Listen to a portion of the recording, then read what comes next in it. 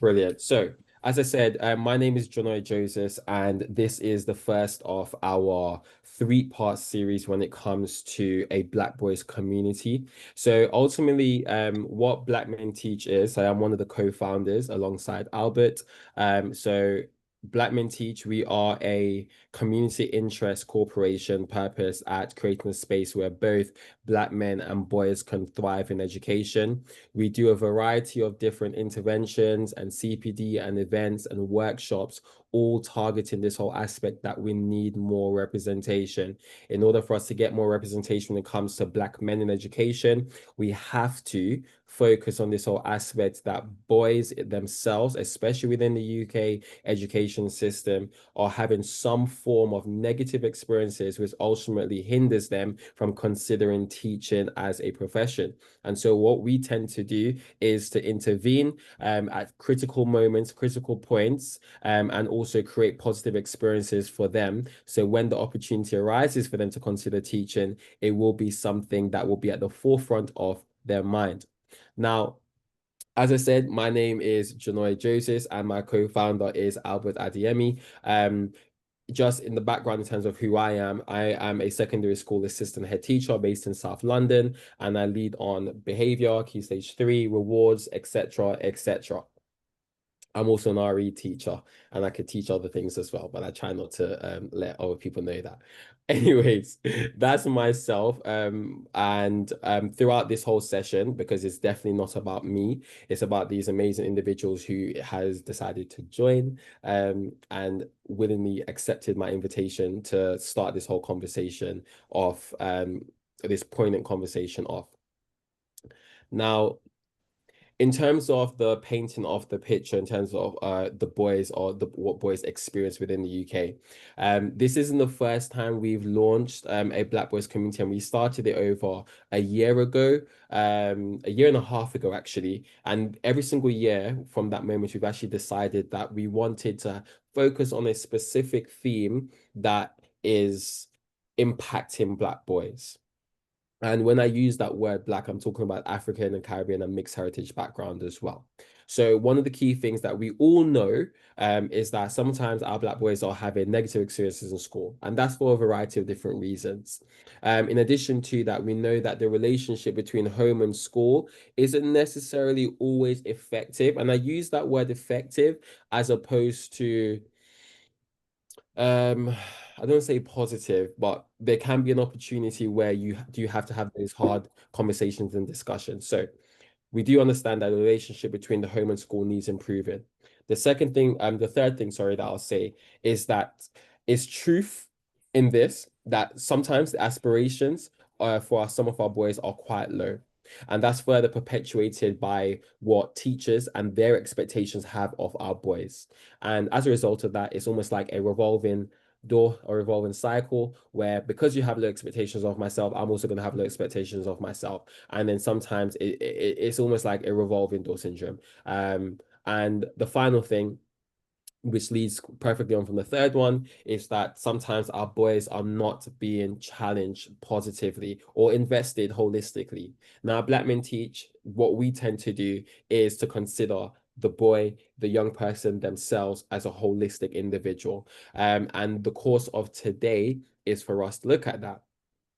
Now, what started a Black Boys community is that we wanted to raise awareness. We wanted to empower parents and caregivers. We wanted to have this holistic development, but we more so wanted to address educational challenges. And so for us, then, it's this whole idea of creating a collaborative space that highlights the importance of every single person, every single voice. When it comes to educators, parents, young people, this whole idea, how can we create a community, an active community that is supporting our Black boys and allowing them to thrive within the education system and beyond. And so, as I mentioned earlier, that every single year we have a theme, and this year's theme is focusing on transitions, but more so transitional phases for our boys and how they engage with them. That is what we're focused on. That's what we're going to be dissecting. And so the first part is that we're gathering together professionals, teachers, parents, etc., and to kind of have this discussion, have this hard launch. And then for part two, which will be in a few weeks' time, we're going to be hearing the exact same conversation, but from the lens of our boys themselves. And then for part three, which will be in early 2026, it will be an immersive conference. And I use that word immersive because, I know I'm not the only one that's tired of going to a conference and just sitting down hearing, but I want everybody to leave that conference, sorry, with actual tangible strategies that they can embed and they can start to impact positively the boys around them and also beyond that as well. If this is going to work. Yeah. So in terms of how this is going to work, we're going to introduce the guest in a moment. And then we're going to have three particular questions. From that three particular questions, by all means, do start to generate your own questions to either Jason or Ozzy, which I'll introduce in a moment. And then we're going to start have a very inclusive conversation. And I say inclusive because we are going to try and consider different aspects in terms of what's going right in schools, what's not going right in schools, what's going right at home, what's not going right at home. The key focus here is that at the center of this conversation, at the center of this webinar is the Black boy, is what we can do to support them when it comes to transition. So without further ado, actually, it is. There's one more slide before we move on. Is in terms of the research behind it. Now, if you were kind of following us in terms of on social media, one of the key thing for us was looking at two particular research that has really stretched this conversation and really allowed us to just focus on what it is that we need to do, what's the route that we kind of need to take. And so if we look at, for example, at Strand in 2014, it shows that Black Caribbean boys in particular face disproportionate challenges, during the primary and secondary transition. And what we mean by that is they have higher school rates, school exclusion, higher rates of school exclusion, the teacher expectations and the stereotyping affects the set that they're in. Now, other people from an anecdotal perspective have stated that they do see that, boys as they transition from primary school to secondary school, they started off either as HPA, high prior attainers. However, throughout that transition, as they kind of progress forward, they'll find themselves in bottom sets. Now, please understand, I am not generalizing all Black boys here, but we're looking for common themes, and it's the common themes that we are addressing. What Strand did was that they did a longitudinal study of young people in England, and they tracked over 15,000 students. And from those 15,000 students, they're really able to gather this narrative that is also familiar with every single one of us, especially if you work within a school setting. The Social Mobility and Commission also in 2016 stated that, or what they found, is that young Black men are more likely to face barriers in transition from school into employment or higher education. Now, what's interesting about this is that when I first came across this study, it made me realize that it's not necessarily, I was being a bit naive to think that the challenges that Black boys will face will come to some form of end. But as you can see from this study, that it does continue with them as they transition into life after secondary school, into higher education, and even employment. And so for us, what we're gathering, and it is a charge to us ultimately, is that we have to make sure that the support that's given for boys transitionally has to be intentional, has to be intentional. There's a lot more research, but in summary of all the different research I've looked at, and there's four key things that we'll dissect over the course of the three series. The first one is that transitions are considered to be pressure points, where a lot of boys are more vulnerable to exclusion due to low expectations when that move is happening from primary school to secondary school. Additionally, we have a lot of systemic barriers that continuously persist. It continues to be the case for many people. And one of the research I was actually going to reference was that from the 1950s, from the 1960s, it was noted that Black boys, especially from Caribbean background, are experiencing the exact same treatment as they are today. Now, even with the same qualifications, young boys are facing unequal access to secure, well-paid employment. What that tells us and how that charges us is with this whole idea that support has to be intentional. It has to be culturally responsive.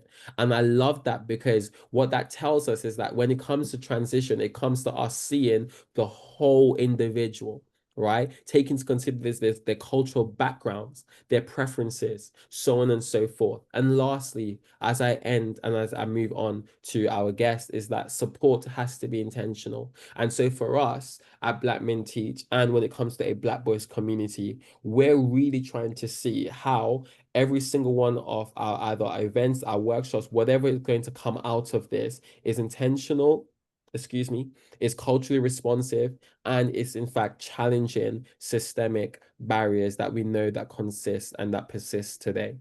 And so for us, transitions aren't just about education, but it's about preparing our boys for life beyond that. And I hope you guys can, as that was a very, very long introduction, but I hope you guys can join me as we explore this theme even more so. So with that being said, I'd like to introduce our first guest, which is Jason Sinclair, who is currently a static head of year 7 at Deptford Green. Jason, over to yourself with, you've already been briefed in terms of how you should introduce yourself, but thank you so much for joining me.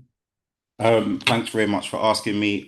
So I work at Deptford Green School in Southeast London. I'm a static head of year 7. This is the second year now that I've been in this role. In terms of what I've done previously, I've worked in 3 other secondary schools in South London as well, from year 7 right up until sixth form. It's interesting to see the difference when a student comes in as a young Black man and then he transitions further on and then goes, further on and beyond that year 11, kind of how they feel about themselves, their aspirations for themselves, and the growth that they have, and sometimes the impact that we have as Black teachers and as Black men, and kinds of the things that they want to do in their life, and kind of the model that we set for them in the way that we speak with them and the way that we model our behaviors as well. Amazing. Thank you so much. And I'm sure like one of the questions I could start asking you from your experience actually is what would you say are considered to be a a significant barrier when it comes to transition from either you can either tell it in terms of an anecdote or something that you've seen firsthand. But what would you say? I think recently, doing a transition work because it's been very, very recent, as you know. I think they're coming from a very smaller setting. There aren't many Black male teachers there. In fact, there aren't any male teachers there, and they're leaving this comfort zone, and now they're transitioning to a bigger building. I don't quite think the education system understands what they need and where they're transitioning from. I think at the start, when they transition to that secondary school, it's like, this is what we've got to do. It's got to be a hard line. And there isn't much engagement in terms of that transition at all. The child is kind of expected to just get on with it. Whatever happens, no one's going to have much interaction with you in terms of something went wrong. You can make a mistake. We can reflect on that mistake. We can rebuild that relationship. Sometimes it's a lot of we're going to make a phone call home. Or I say not as in we because we work in a different capacity, but a phone call is going to be made home. The expectation from the member of staff or the school is you're going to get into trouble. That's going to fix it. You're going to come in the next day. And I think, like you said at the start, the self-esteem of those young people goes down very, very quickly.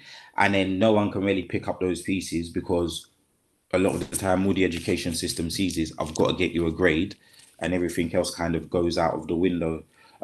Yeah, so go back to the start. I think it is definitely about that, making sure that that transition is smooth, making sure it's understood from the secondary school that they're coming from that small environment, not many males in that environment, to a large environment where they're told you have to be quiet, you have to sit down, you don't speak, you don't talk, and it's very difficult for them to express themselves. That's really key, and we can really touch base on a lot of things regarding that. But one thing that really stands out to myself is this whole idea of expressing themselves. And obviously, we know one of the key things that's recommended from the research was culturally relative transition programs that allows and sees the individual holistically, right?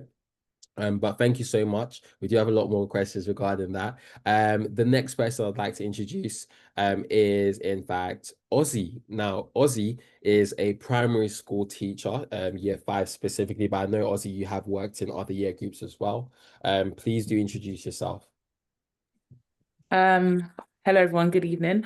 My name is Ozzy, as Janoy has said. I'm a primary school teacher currently in year five, but I've taught in year two, year six, and I've also worked in a secondary school, but not as a teacher, in the capacity of a one-to-one key worker, support worker, and access and inclusion, SEN, and I've worked in PRUs within South East and East London. Yeah, it's my intro. I appreciate that. Thank you. So a question I wanted to ask is, for example, just before we get started, is as a teacher that has experienced obviously primary, and I know that you have also done some work in secondary as well, but you've done the reverse of starting in secondary and gone to primary. Um, do you think that primary schools could do earlier? What do you think, for example, that primary schools could do earlier to better equip Black boys for the transition into secondary school? What they can do earlier. So okay, first I'll start with like something I've seen like quite often is how Black boys in primary school are kind of approached. So, from experience, I've had a class handover, and in the class, there's a Black boy.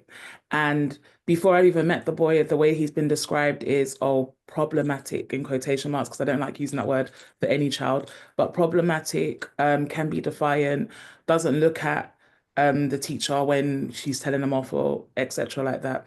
Um, and when I met the child, it was complete the opposite. He wasn't disrespectful. He was quite respectful. He would he was eager to learn, and he was a child who wanted to be in education. One thing I noticed was he was a Black child, and often Black boys in primary school, they are spoken about in a negative way. They're normally labeled aggressive, or they are the behavior policy for them is oversaturated in the sense that something that another child may do for them, they will get a higher consequence.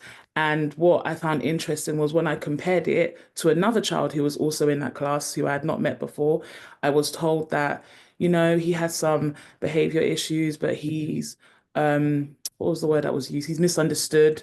He just needs adult support and etc. And he's really a sweet child. And when I met the child, the definition that was given for the first child was accurate for the second child. But because he was a child who was not Black, he was a white child, he got more support and it was more softer approach.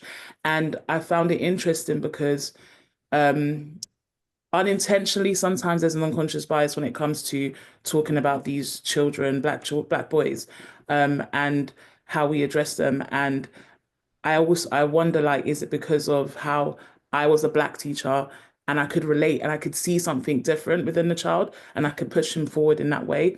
That's something that I saw. So when it comes to transitioning into a secondary school, I think something that is very important is allowing those children to see themselves in a positive light, and to see themselves as children who can achieve and they're not like problematic, they're not negative, and that they actually have something to offer. And that could be done without just looking at their academics, but also looking at them as a person and looking at them from a cultural perspective as well, as you mentioned before. So there's other things I saw, but that was one thing that really stood out to me about how they're spoken about in rooms where they're not in those rooms. How are they spoken about between staff members? How is that their kind of persona? How does that travel from primary school to secondary school, from class to class? Yeah. Thank you. I really appreciate that. And I guess so that like perfectly segues into the first question that either one of you guys can kind of start, but I really want us to have this open forum here and have these three discussions. So the first one, then I would ask, maybe um, I'll start with Jason, is like, what would you say then, or as the biggest challenge for Black boys? Like, if you could pinpoint one thing within your experience, as a head of year, somebody that definitely leads on transition, what would you say is one of the biggest challenge? Um, I think going from what Ozzy said, I think it's being able to express themselves, and people understanding and listening and not saying they're problematic or whatever it is. Is that member of staff, is that person listening to that young person?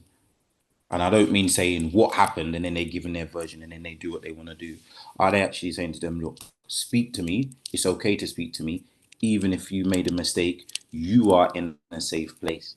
And I think that gets lost a lot of the time. So that will stop young people speaking or saying anything. And I think that barrier is so huge when they're coming from that small environment where they do feel safe a lot of the time to that larger environment where would they know of I'm gonna get into trouble all of the time. I'm probably gonna get shouted at and something's probably gonna happen that I don't necessarily like. So I think the ability to feel safe and express themselves is so, so important. I can't overemphasize as much as I am right now. It's just so important that parents and families and carers can find spaces and staff can understand they need to be able to express themselves in that safe environment. Okay. And this whole idea of then expression itself, Ozzy, maybe you can kind of chime in here. What is it that we're looking for? Like, what do we mean by express? Speaking, just speaking. I saw you today speak to a young person and you Oh, gave them sorry, by the way, myself and Jason, we work together. yeah, and you gave them the option and you said, I can see something's wrong. When you're ready, you can come and have that conversation with me. And that's not always happening. If that young person isn't speaking, it can be seen as, why are you not answering me? Why are you not speaking? Why are you being rude? Why are you being disrespectful? Mhm. Are they always told, I can see there's something wrong. You might not want to say, but in time you can tell me. And it might not be today, tomorrow, or in a few days, but that young person will always remember that conversation that's being had over the conversation being had of, if you don't answer me, I'm gonna call home, or if you don't answer me, you're going to be in trouble. Yeah. Ozzy, towards yourself then, especially working in primary school, one of the things that as a secondary school teacher, I can always appreciate is how involved parents are at primary school. I mean, from our perspective as secondary school, we technically only see them once a year, maybe twice a year for parents' evening or, some form of welcoming event. What is it then, would you say, when it comes to the parent of a Black boy? Where do they fit in any of these challenges when it comes to transition? Because some would think that, for example, they would continue being as involved when it comes to secondary school, but I think we can all agree that there is almost like a distance as we transition further onwards. But from your perspective, what role do you think parents play from primary school to secondary school in that transition, or should play? I think as in primary school, there is a lot of parent involvement. They're there to pick up. They want to talk to teach. They want to know what's going on in their learning. But with primary schools, they're often smaller, so there seems to be kind of space or time to do something to do that. I think what parents can do when they transition to secondary school is to still have it in their mind that at the end of the day, these teachers who are with my children are with them a lot of the time.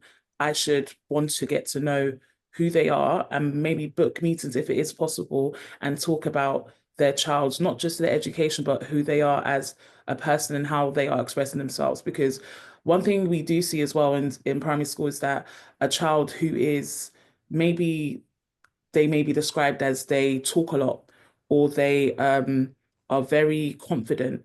And in when they move into secondary school, that can be seen as defiance or they're not they really feel like they know it all when really that's just a skill that they have that should be developed and should be um nurtured.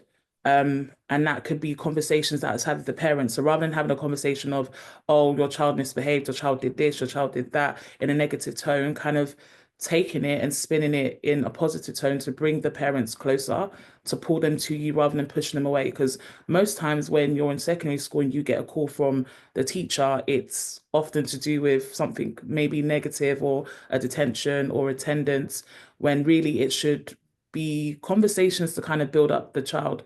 Um, this could be for all children, but I think more specifically for Black boys because they are overlooked quite a lot Mm. and side. So I feel like not for parents not being afraid to want to have that relationship with their teacher. Um, and I know there's multiple teachers, so maybe it could be the tutor, the one who sees them and could kind of facilitate those conversations with their other teachers in terms of academics. School is not just about your academics and what grades you get. You're actually developing and becoming an adult and you're learning things and your brain is growing and developing. And yeah, that's something that I feel like could be really important, just pushing for more conversations with teachers and wanting to get to know who is the person that is actually educating your child. Yeah. Um, No, thank you so much. And I know that there's some comments in the chat that's coming through as well, which I'll go through. Um then and we're gonna have this whole ping, back and forth kind of thing, but knowing that we want parents to be as involved or really involved, Jason, what where do you think it goes wrong from a secondary school perspective then? If we know that it's super important for parents to be involved in transition, but specifically for Black boys, um, is it going wrong, or are we just magnifying something that it should is taking place across all ethnicities? I think it's going wrong. I think it's going wrong massively. The difficulty is the setup in the school that you choose for your child, and some people don't have a lot of Mm, choice. But there should always be someone that can advocate for your child, and someone that you can speak to, and the school should always, because we do it now. Not saying that we're perfect, but we do it now in what we say to the parents. We need you to work with us.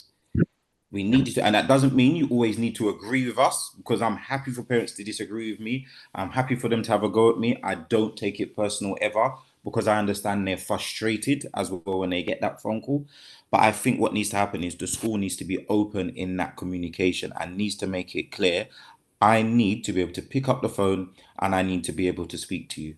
But again, the school needs to be mindful about the way that they send a message. So if I was to call about someone who truanted a lesson, for example, it's important that they understand this young person's made a mistake, and there might be a reason. They might not get on with the teacher, whatever it is, but it needs to be investigated. That conversation cannot be your child is truanted, it's out of order, they're getting this sanction, that's it, and it's all said and done with. Because if that child then gets home and discloses that this happened or that happened, maybe that child doesn't feel safe. Now, that doesn't mean that doesn't happen where I work or in other schools, but what needs to happen is schools need to say, look, we want to get to know you as parents. We want to get to know your child as well. And I can see here someone's written, can we ever over advocate for our child as parents when liaising with the school? No, I would rather you called, and the school should, 4 or 5 times a day, 10 times a day if you need to, because it's actually showing that you care. It's showing yeah, that you're invested, and that's what we need from Black parents as much as Black teachers. That investment into school. You want to know what's going on, and I agree with what Ozzy said. Um, as much as we want to educate your child, we want them to be able to function in society as healthy members of society. I walk up to a lot of young people and, I do say to them, have you seen me today? And they say, yeah. And then they say, good morning. And that little thing makes a massive, massive difference to the point that any of them that see me say good morning. And I, make a comment to say, you are so polite and respectful, because that is very, very important. And a lot of the time that isn't happening. But a parent should always advocate for their child and always want to build that relationship and make it clear to the school, I want to build that relationship, and see what their response is. Because if it's a negative one, you may have to think, is this the right place for me or my child? Because this Yeah. is a partnership and it has to work. Yeah, and two things to say.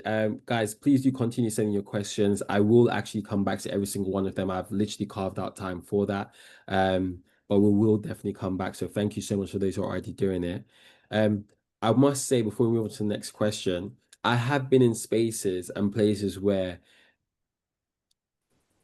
not only has the child, but the parents of that child have also their reputation has been passed over as quite negative, in the sense of, oh, the parents is quite, especially when we do, the one-to-ones and so on and so forth to kind of touch base from primary school to secondary school. It's quite crazy to understand that and to navigate that space themselves, right? Um, I guess the second question, unless you guys have anything else that you want to add to that specific topic, I go to the second one. We all good? Yep.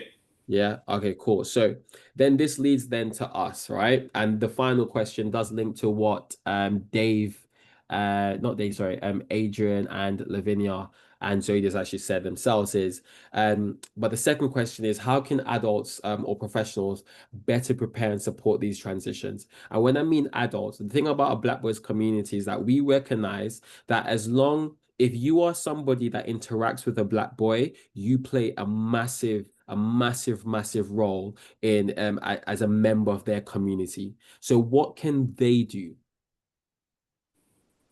Is that to me, Janae? That's the all three of us. But Oh, I think the first interactions are really important. Um, I think the way we model what we want to see and hear is very important as well. And I think again, raising that aspiration is very, very important. Letting them know that you can do whatever you want to do and you can actually make mistakes here, but we will help you through it. We'll build this Mhm. relationship. We'll move forward. You know, it's more than just you coming here and learning.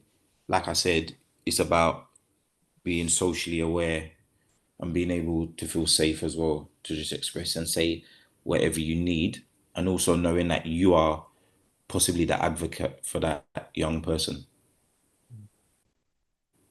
Thank you. Ozzy? Um, I saw it mentioned in the comments, and it's something that I learned when I was doing nurture practitioning, when it spoke about how all behavior is communication. And I feel like as any adult or staff member or someone who comes in contact with a Black boy who's transitioning is to watch them and really see them and see say and say and listen to how they're moving, because most of the time there's so much anxieties when it comes from going to primary to secondary. But then there's also extra anxieties when you're a Black boy going into that space as well. And just being a voice of reason, as Jason said, someone who they can trust, who they can feel safe with, and someone who they can see themselves as well. Because I feel like when they transition from primary to secondary, I feel like in primary there's a lot of that pastoral and that lot of if a child maybe is upset and they may cry and then the teacher's like, oh, what's wrong?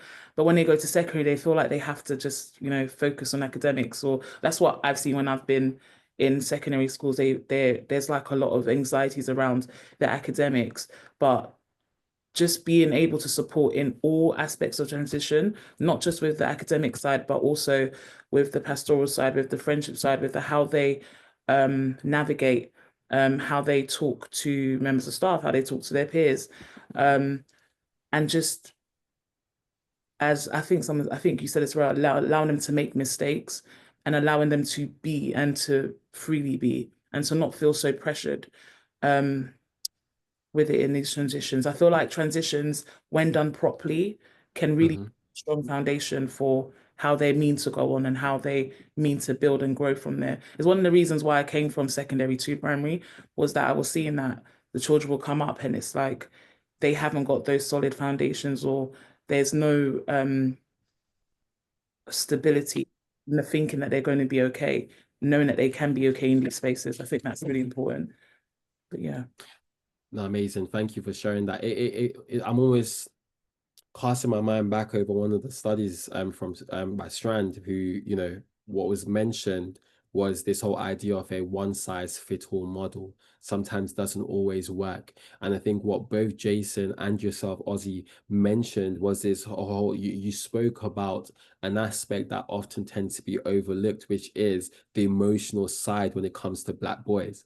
We all know that the media and society further perpetuates that Black boys are hyper masculine, that ultimately they don't necessarily engage with emotional aspects like normal kids, right? And so as a result of that, we'll tend to adultify them, over police them, restrict them. One of the key themes that we mentioned here was this whole idea of expression. And so many times they're not able to express themselves, which often gets mixed up in the nuances when it comes to transition. So what was mentioned obviously here, one of the key things I really want to kind of segue onto is this whole idea of anxiety, right? This whole aspect that sometimes when it comes to SEN needs, sometimes when it comes to just social, emotional, mental health aspects of some of our boys, we don't tend to see it. Or as Lydia just mentioned inside the group, we can turn a blind eye to the fact that our boys could be experiencing this aspect of it. What do you think a parent of that child should do in that case? What do you think maybe a member of staff who sees that, what should they do? What would you charge them to do regarding that? I think from a parent's point of view, you need to be asking. I saw someone put in the chat. I'm just going to get to that as well. They said about pastoral care. I think it's important to ask how it works. So if you've sent your child to a school with pastoral care, and you see that your child is having some mental health issues, becoming dysregulated, having anxiety, the person in charge of that pastoral care needs to be involved and needs to be your advocate in that school for that young person, and needs to be sharing that with key people in the school as well, because that's really, really important. It's easy to have the title of, we have great pastoral care, but what does that look like? And ask them what it looks like. What does your day look like? How are you going to advocate for my child? Is it going to be you're going to check in the mornings? Are you going to check up if they line up? Are you going to check up in their tutor rooms? Are you going to check on them in their lessons? Are you going to check at them in break and lunch? You need to ask these questions in order to know what exactly is going on in their day. Now, I know that sounds, very difficult to ask because there's a lot of children, but there are ways that it can be done throughout a school day, even with up to 200 children in a year group. Thank you. Thank you for holding, especially staff to account. Ozzy? Can you repeat the question, please? Yeah, so I was oftentimes, and maybe this is with my, secondary school hat on, is boys transitioning to secondary school. And I would say that as secondary school professionals, we can be quite envious of the support that primary schools tend to give. And then parents transition with their young people to secondary school with the exact same expectations it tends to happen at primary school. Sometimes it's warranted, absolutely, but the question I was asking is linking to the fact that sometimes, what would you say to an individual where they feel that their child's, emotional well-being is quite severe? I'm gonna use this word, neglected, when it comes to transition. How would you encourage them? What do you think they should do about that? I think if a child is transitioning from primary school to secondary school and there are situations to do with maybe it's their mental health, maybe it's their emotional state, there should be work that's done in the primary school. I feel like more work with the primary school is warranted, in my opinion, because you've worked with that child from reception, maybe all the way to year 6. You have a lot of information. There's a lot of staff members that have worked with this child. I feel like when it comes to transition, it shouldn't just be focused on their grades and academics, but also if if that's something that the child is dealing with, there should be an area for that transition as well to show what's working, what's not working, deliver that to the new members of staff in a secondary school. Um, encourage parents to kind of push for that and to advocate for it so that it's continued. So that if, for example, if you're seeing progress in primary and then you get to secondary and it's like, I'm in this big school, no one knows how to work with this my child anymore. Just kind of building on it and partnering with the primary school. So like partner with the primary schools, partner with the um, parents, partner with the secondary schools, so that everyone is in the loop and everyone's able to work with this child so that they get the best possible support to help them. So I really do think talking more with the primary schools Yeah, and people who work with those children. yeah. Um, One is, yeah. no, please go ahead, Jason. One other thing I think parents forget, and I learned this recently from a parent who said they saw a change in a school, was you can go and look at a school from year five, and sometimes that is a good thing as well. You know, go there a year early, start speaking to your child about it, look at any developments that are taking place in that school. Then when you get to that year six time and you go back to view that school, is anything changed? Was have a lot of staff changed? Has there been any promotions or demotions? Has there been any growth in that school that you can say, I have trust in that school now? Because you can go to any mornings you want, you know, when they're there. You don't have to say, oh, you know, my child's in year six, I want to come. You can register and then you can go as well. You can also, I know some schools don't always do it. You can ask, you know, can I be shown around the school at a different time of the school day with my child? Now, you know, staff are at a shortage, but if there's good pastoral teams there, if there's a lot of things in place, then again, they can show you around that building and then your child can get to know at least one or two people in that building again, which is really, really important. Yeah, that's really good nuggets. Thank you so much for sharing that. And with that being said, the final question, which does summate quite a lot of things that are taking place, is what role does the wider community play in ensuring a smoother and more positive transition? So this question is almost like targeting individuals who may not have black boys, you know, who may not have kids themselves, but what can they do? What can they do? What would you suggest? What role can Um, they? I think being positive. I think being positive and having those positive conversations with that young person as well. Ask them how they're feeling because I think that's really important. I think, you know, one thing that hasn't changed, a lot of people say, oh, you're going to big school now, it's going to be like this. You're going to big school now, it's been like that. And if you're getting that from five or six different people, that can be pretty daunting. So I think being positive, asking them what they know about the school, speaking to them about have they visited the school, ask them if they'd like to even visit it again, because a lot of young people, you know, they go to a school, they see a school, there's other primary schools, there are other children there, they don't get that time in that building, even with one person to necessarily speak to. And I think what is important is that we change the narrative a bit and make it very positive in terms of going to secondary school instead of making it seem as though they should be fearful or scared about going to secondary school. Yeah, Ozzy? I agree. I feel like language and how you speak on something is very important. Because I remember when I went to secondary school, I cried. Oh God, I cried. I was told it's going to be like this, it's going to be like this, and it just adds unnecessary pressure on top of everything else that you're going through.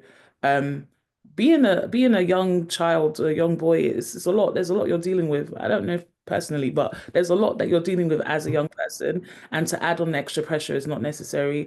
I think being a nurturing voice, being a comforting voice, but also being a voice that is not afraid to correct when something is not done properly or not done in the correct manner. I don't know how to say it, but just being, just being, what's the word? So I feel like when there's a transition to secondary school as well, you're kind of thrown into as if you're an adult and you're not an adult. You're still a child.